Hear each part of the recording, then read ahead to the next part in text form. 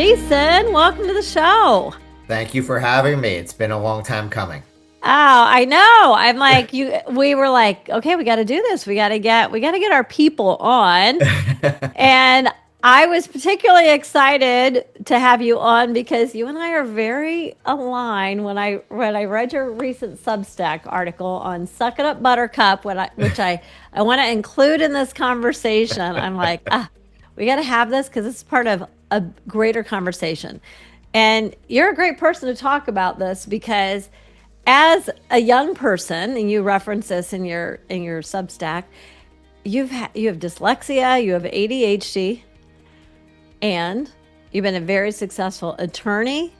You are a micro school founder down in South Florida. You guys are growing rapidly and making great inroads there. And so I'm like, we use these excuses sometimes of like, my kid has, some exceptional pieces about them that could get in their way of success. And yours have not gotten in the way of yours at all. Tell us a little bit just about your own path, and then we'll kind of talk about education to really talk about how are we preparing kids for the real world. So I guess I was very fortunate that I had two very loving parents who were also very into education, especially my mother, which is, I run the company my mother founded. I struggled pretty significantly in elementary school with reading and writing. Math always came very easily to me, but reading and writing were just horrid. I hated them. I was not good at them, and my mother started getting me tested and discovered I was dyslexic and ADHD, and got me into with an Orton Gillingham tutor for a number of years, and worked my way through it. But the one thing my mother always did was she would, once we found out I was dyslexic, even before then, she was like, I know you're not stupid. Like, I know you're not, Yeah. no parents talk like this anymore, obviously. But my parents would say, you're not stupid. We know, like, there's something going on, which is, more than what we know. And when we discovered I was ADHD and dyslexic, we said, it doesn't mean, it's just a learning disability doesn't mean anything. It's like, it just means you learn differently than other people do. Yeah. And you process information differently. And she would always say, like, Einstein was dyslexic. So, don't worry, you'll be fine. And that's kind of always was in the back of my head. Like, there was always, there are lots of very successful people with dyslexia, and I learned later in life about dysgraphia and Right. every other learning disability under the sun. Um, it just means that you have to approach things a little bit differently. And you have to look at things differently than others do, and understand that some things are going to take a bit more time, which I did. And I also had to have a couple tutors in high school, mostly for subjects that I was not interested in, and needed somebody to kind of force me to do the work. Much like I have a personal trainer today, because I won't go to the gym unless I'm paying somebody to make me go. Exactly. But the truth is, when I work out with my trainer, I work out twice as hard as I will ever work out on my own. And I put in a lot more effort and the time. So I'm getting my money's worth, which is a lot of what we do as kind of tutors, I guess. Yeah. Um, but once I got to college, I never needed a tutor again. I made it through college, law Well, you school, probably studied. adapted strategies. That's You right. adapted and you adopted strategies Yeah. for how you learn. That's right. I figured out what worked for me and just applied those things. It didn't hurt that I have the ability to kind of half listen and absorb the information, which is a blessing and a curse, because it also, if I can go back and hit my younger self in the head and say, pay more attention in school, I Right. would have. But, you learn these lessons sometimes later in life. Um, You know what I love about this is, and kudos to your mom, Judy, who was the founder of Score at the Top originally, and you after medical malpractice attorney, you came into the family business, and you've been yep. working in education since then. So I want people to hear that part of your story as well. And so what I love about this as a career coach for these 15 to 25-year-olds myself, I always say, like, let's begin with self awareness. Like, let's build the self awareness. And so, what I hear in your story is you became very self aware of your superpowers, of those things that could be our Achilles heel if we aren't aware of them. And then you along with your parents built on that to make the right choices for you. And then the sky was really the limit. And so what I what I also want to go back to then is this idea of you are an ardent believer in kind of a different education model for schools, but I think it goes, I mean, I'm hearing like it kind of goes back to maybe what we're talking about here. Talk to me about, you guys started a micro school. People might not even know what a micro school is, so we better define it first. What is a micro school? Well, I mean, I guess it could come under many definitions. The easiest one of which is that it's just a super small school. Yeah. My schools, top out between 80 and 100 kids in the entire school. It's predominantly middle and high school, but we do have some elementary there as well. And with a small school comes small classes. So, in my school, you have the choice of you can be strictly a one-on-one student, which we have some of them, but most of our students are what we would call like a hybrid, who are doing some one-on-one classes in the classes where they are really struggling, and they'll be doing the rest of them in small group. And our small group classes are like 6 to 8 students. We're mostly 6 students, but for APs, they can get a little bit larger. Or for an art class, we can increase the size. But core curriculum is generally about 6 students or fewer. So what I'm really hearing is it's again goes back to rooted on into who the individual is and what they need, right? Yes, yeah, yeah. Yeah. So I And mean, our ethos that drives everything we do is all about individualization and customization. It is evident throughout my organization. All of my we have 6 schools now, and each one of them runs on the same principles, the same policies and procedures, but they're all run vastly different. And they all have very different feels, attract a different student body because it's really much more reflective of the head of school who runs the place. I love that. So, and I would say, like, from us talking and me knowing you, part of what this is you really want to prepare kids for the real world. Yeah. And so, what are you seeing is different in how you approach education? I mean, if you thought that the typical public high school in your backyard were going to meet everybody's needs, and it does meet a lot of people's needs, you decided to build something different because of this real world alignment of like what's required. So, what have you guys identified is going to prepare kids for that real world that you guys are tackling maybe a little differently? I mean, I think you hit it on the head earlier. It's about self-awareness. In kids today, believe the world should operate around them versus they need to operate around the world. And the sooner that they realize that the world does not operate around you, and unfortunately, a lot of parents also feel the same way that everything should bend to what I want, what my kid needs, and I mean, there's certain things that you can obviously look. You could send your kid to my school. You could pay to have things being bent around them, but we're also going to do our job and making sure your kids know where their strengths and weaknesses lie and what the real world is going to be like. Once you get into college, or especially once you get out of college and get a job, jobs are strict, and as much as you want to get accommodations for every little thing, they're not always reasonable. And nobody wants to think about this or say this out loud, but the simple fact is the more accommodations that you're going to ask for at a job means the less upward mobility you're going to have as a person.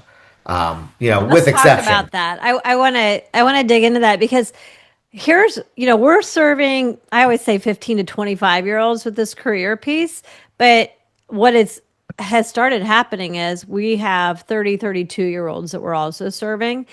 And so that would be like the Gen Z, and now we're getting into Gen Alphas coming into our world, right? So I'm like, how do I change my language around that? I don't even know what Zalpha, I guess, will be our new term to bridge the gap. But I'm seeing this more and more where, and I think we've got to do a better job as educators and as parents about talking about what work should feel like and what our expectations are, because it's interesting. I like this accommodations topic because you do have a school that's accommodating to people, but at the same time you're doing something different that says we may be accommodating you with this unique education, and you're going to leave this accommodated environment prepared for a real world that's not going to be super accommodating. Yeah, I mean, the problem is that the point of accommodations, in my opinion, is to help you get through something. Mm, But ultimately, you need to get over your accommodations. Like, you shouldn't need to have them for the rest of your life right. for every little thing. I mean, certainly, I mean, every job there is flexibility. You can deadlines are usually way far out. Like, work is typically untimed. There's rarely a thing where it's like, I need this in 1 hour, and you're under that type of time pressure where you can't be like, whoa, I need time and a half on that. And so kids need to believe and start thinking in the terms of like, the real world has accommodations built into it. Like, it's a 40-hour work week is standard, but again, if you want to get ahead in life, you're not working 40 hours. You're working 60 hours. You're working 80 hours. You're working 100 hours. I mean, I have friends. One of my friends from law school was the youngest named partner at the youngest partner at his firm, which is like one of the most prestigious firms in the country. And when he started there, I mean, he was working 100-hour weeks, every Yeah. week, and we would talk all the time, and he's like, it's brutal. But that's what it takes, if you want that type of I was success. going to say that it's because part of what we do when we build self awareness inside our Launch Career Clarity course is it's not just about your wiring and your aptitudes. And if you, I mean, we all have superpowers and we all have limitations, whether you are like literally have a learning disability or you're just a average or super smart person. We all have limitations Yeah. on us, and I want to normalize that for sure. But this idea of you're not going to have to work that hard if you want it. It's values based, right? So part of your self awareness is not just who you are in our world and how we're talking to people, but what are your values? So clearly, your friend or my daughter went through a grueling management training program where she had to, for the first, I don't know, it was like 18 months or so. There were times that she had to be at work at 4 a.m. And this is for a college graduate, Fortune 500 company on a management track, but she was working 70 hours a week, many weeks. And I even was like, from an HR perspective, you're not exempt. How is that okay? Well, when you're in a training program that is legal to do. But from a values alignment, because of where she wants to go, she's like, yep, okay, I'm going to do that. Yeah. But not everybody wants that either. No, and that's fine. That's fine. And that's I part of the mean, self awareness we have to yeah. build. But if you want to be a 40-hour worker, you also have to understand though that there will be certain things that you just can't. You're not going to drive a Ferrari. That's right. Chances are. Yep. Chances are you're going to struggle to afford to buying a house. Um, Especially you these know, days, right? Holy yeah. cow. But I mean, that falls into my last piece that I wrote was the pink drink leak. Was all about this topic in particular. Is people's expectations are so far off from reality, it's not even funny. People believe like, oh, my first house should be like, a 3 bedroom, 2 bathroom house, and I should be able to buy it for $100,000. I was like, but I know, well, my grandparents or my parents bought a house like that for, very little money, so why shouldn't I? And it's like, but if you go look back at what they bought like an 800 square foot, 2 bedroom, one Yeah. bathroom house without a garage. Yeah. That's what they were buying, which unfortunately they don't even build those houses anymore. Right. So that's a whole other problem that was, kind of taken out by regulations. But if you were to tell a kid today that, you know what, maybe you got to buy a house in not the best area in the world and spend the next couple of years fixing it up, and Yeah. then, live there for a couple of years after that, and then flip it and make, some decent money on it and parlay that into the next house and do the same thing. And so maybe today you can't afford the house of your dreams, but in 20 years, if you keep doing this path, like you'll be able to afford an awesome house. But you're gonna Right. have to do it really smartly. And nobody wants that. It's like, well, why should I do that when I can go rent an apartment that's got granite countertops and stainless steel appliances, and it's got two bedrooms and two bathrooms, and there's a pool and there's a gym, And not build and any equity. yeah, right. But it's nice, and I don't have to It's suffer at comfortable. all. Well, I think it's comfortable, right? Yes. It's an unwillingness to be uncomfortable. And that goes back to the crux of, preparing kids for the world is you have to be uncomfortable. You have to be willing to not like what you're doing. I mean, when my kids were young and they would say, I'm bored, I'd say it's good to be bored. Yeah. You have to learn how to be bored. You have to learn how to be content with just being yourself and finding something to do sometimes in your mind. Um, and the same goes later in life. You have to be content sometimes with getting not what you want. If flying to Europe and you can only afford to fly coach, well, you're going to Europe. You're going So out to Europe. Your comfort, not your comfort might not be the best getting there, but you're still there and you get to experience Europe. yeah. I Yeah. I love mean, that you talk about this idea of like you've got to outgrow your accommodations. I That's an interesting because I don't feel really other than hearing other people's experiences. I don't really feel qualified to say that sometimes because I myself, I didn't need to, I probably could have benefited from, but I didn't need tutors to get through the uncomfortable academics in high school, right?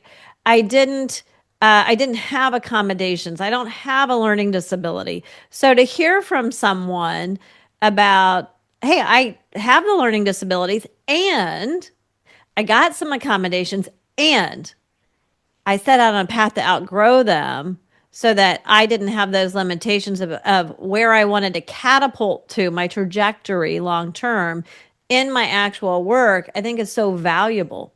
yeah. And I've always normalizing been a big believer in the idea that as a tutoring part of our business is tutoring, and I would yeah, always tell families that if we do our job, you won't need us. yeah. The You're trying point to of a work your tutor way is to out of a not job. need us anymore. There That's should be an right. end, and I believe that same thing applies with therapy as well. There has to be an end to therapy. If you're with a therapist for 20 years, the therapist isn't doing their job. I agree. Yeah. And the same if you have a learning disability and you have accommodations, like you have to learn to get past them. Otherwise, it's going to always hold you back, or you're going to always use that as a crutch to complain that you can't get what you want because you were dealt some disadvantage. And look, everyone gets disadvantages in life. I mean, I'm short, Me I'm short. too.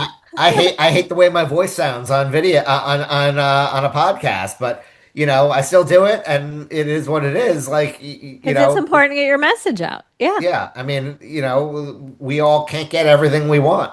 That's right. So talk to me about so grounded in your theory of what you're trying to inspire schools, learners, and parents with is accommodation shouldn't be forever. We have to learn to accept a level of discomfort in our growth if we want to go somewhere where really great. When people start to shift and embrace that, what are you seeing? I know what I'm seeing over here on my end, and maybe we can both speak to this. But what are you seeing the benefits on the other side? That if we're talking about real world employment, and that's what you're trying to set kids up from at your schools, and that's what we're trying to do at Launch Career Clarity. Then what do we identify on the other side of doing the hard stuff? What are you seeing? People are finding success. Yeah. If it's if they're in a job and they start to embrace the suck, embrace the friction, all of a sudden it's like, oh, like I just got a promotion or I just got a raise. You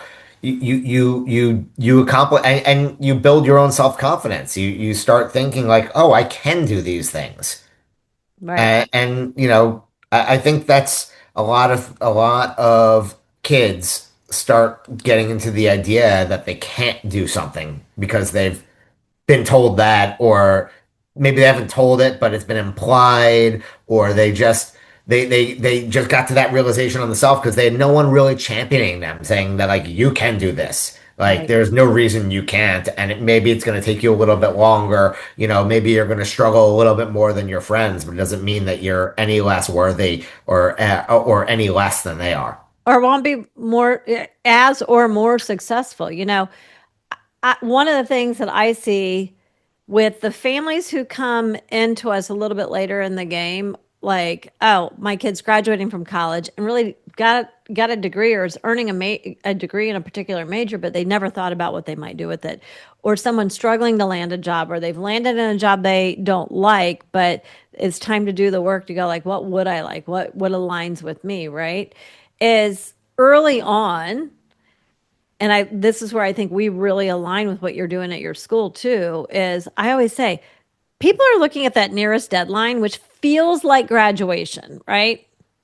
We're looking at the graduation as the finish line, or maybe it's the college acceptance into your desired school, whatever that might be for whatever reason.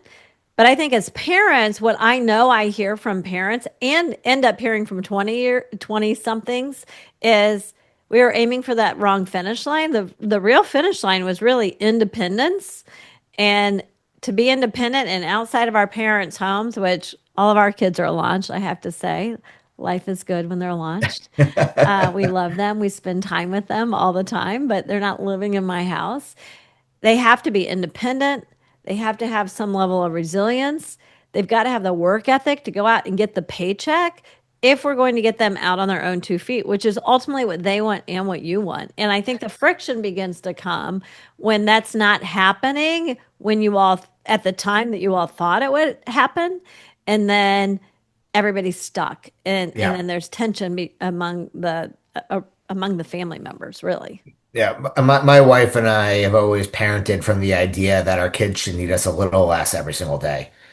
And it's worked. I mean, my two kids, 14 and 16, and they are incredibly independent. I mean, my son, I'm like not totally seriously, if I rented him an apartment in New York City, like he could live in New York right now and be fine. Like he would, he can get by as long as he had a job, like to pay his stuff. But he doesn't need us. He can make his meals. He can navigate the city, no problem. Like, he's totally self-sufficient.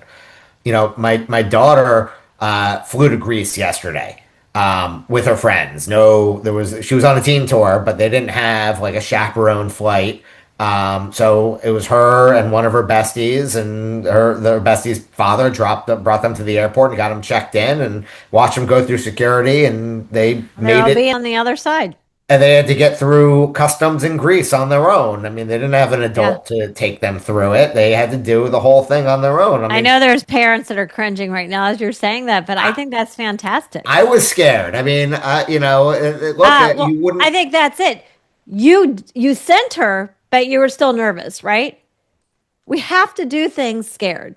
Right. The friction applies to the parents just as much as it does to the kids. Like, you can't, that I think, and that is a huge problem today, that too many parents they do things, they say they're doing it for their children, but they're doing it for themselves because they don't want to feel the discomfort of of their child failing, Yeah. of their child not doing well on homework.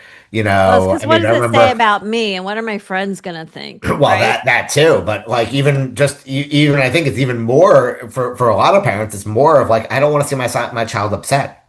Mm. I want them to feel Yeah. like they're successful, so I'm going to help them. And it's like I remember once we had an SAT client that was couldn't understand why their daughter was getting like 33s to 35s on the homework, but was getting, 19s and 20s during simulations. And then it came out that mom was sitting with her daughter, During the helping her practice. do her homework. and, And and, mom, you and it's don't like, get well, to you go sit can't do next to that. her Well, at the why not? She needed APT. help. I'm like, Yeah. like, do you not understand? She like, it honestly didn't even connect that she was the problem.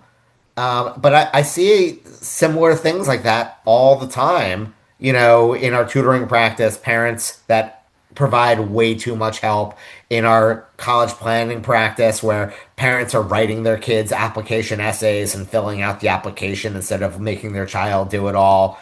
You know, they're like they're so afraid their child's going to be like destroyed if XYZ doesn't happen that Yeah. they do everything they can to make sure that doesn't happen, and they take away the friction from their kid, and then they wonder why their kid doesn't can't get a job out of college Well, because you're helping until it hurts, right? yeah. And it makes me think of it was either episode 1 or 2. I think it was episode 2 of the podcast.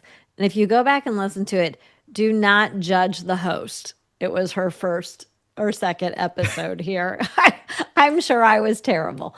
But and I always mess up her name, Julie Lithgow Hames on the podcast. And she went to Stanford, Harvard Law, she went back to Stanford as dean of freshmen. She's kind of anti elite colleges now.